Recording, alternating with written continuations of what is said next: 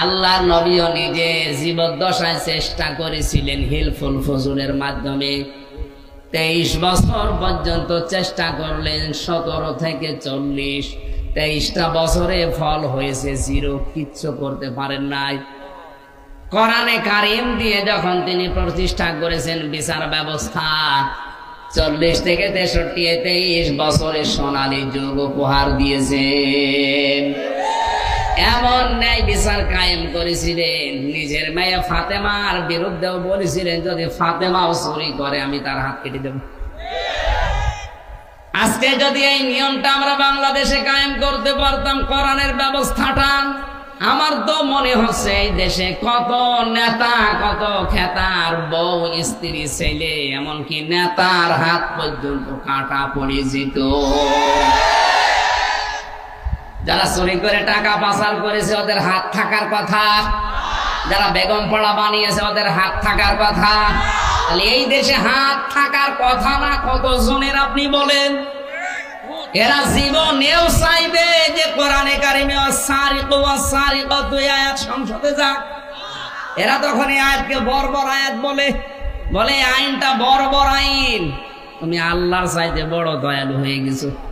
আল্লাহ ভালো করে জানে তোর চরিত্র সংশোধন করার জন্য এই হাত কাটা ছাড়া কোনো বিধান নেই। আল্লাহর আইনকে যারা বর্বর আইন বলেছে এবং যারা সাপোর্ট দিয়েছে, যারা মনে করেছে প্রত্যেকটাই বেঈমান হয়ে গেছে, তাদের তওবা করে আবার মুসলমান হওয়া লাগবে। কোরআনের বিচার ব্যবস্থা যতদিন কায়েম না হবে ততদিন পর্যন্ত এই দেশে ন্যায় বিচার প্রতিষ্ঠা হবে না। এটা রাজনৈতিক বক্তব্য না, এটাই কোরআনের এবং হাদিসের বক্তব্য। কোরআনে কারিম আল্লাহ নাযিল করেছেন এই পৃথিবীতে ন্যায় বিচার করার জন্য, সেটাই যদি কায়েম না হয় তো ন্যায় বিচার আপনি পাবেন কোথায়? খলিফাতুল মুসলিমিন হযরত ওমর তার ছেলে মদ খাওয়ার অপরাধে তাকে দৌড়া মেরে দুনিয়া থেকে বিদায় করে দিয়েছিলেন। এইটাই ন্যায় বিচার। আজ বাংলার সমাজে ধনী মানুষেরা কিছু করলে ছাড় পেয়ে যায়, আর গরিব মানুষরা কিছু করলে বিচার ডবল করে হয়। এটা ছিল বনি ইসরাইলদের স্বভাব। কথা বলেন না কেন?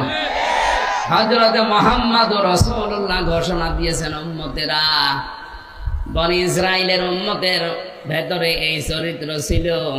ওরা ধনীরা কেউ যদি কিছু করত ছেড়ে দিত, আর গরিব মানুষ যদি চুন থেকে পান খসত তার বিচার ডবল করে করত। এই জন্য আল্লাহ তাদেরকে দুনিয়াতে চরম শাস্তি দিয়েছে। সেই অবস্থায় এখন কিন্তু চলে এসেছে। আমরা যদি এখনো না পাল্টাই আমাদের দোয়া কবুল বন্ধ হয়ে যাবে। আমান দাআ ইলাইহি হাদা, নবীজি বলেন কেউ যদি কোরআন দিয়ে মানুষকে ডাকে আল্লাহ নিজে তাকে হেদায়েতের উপরে রাখে। দাআ একালি টান আছে। আপনি যদি হেদায়েতের উপরে থাকতে চান কোরআন দিয়ে মানুষকে ডাকতে হবে। আর আজ ডাকছে অনেকে তার বাবার দিকে, অনেকে ডাকছে তার পীর সাহেবের দিকে। ও বলে হেদায়েতের উপরে আছো, তো গোমরাহির উপরে আছো।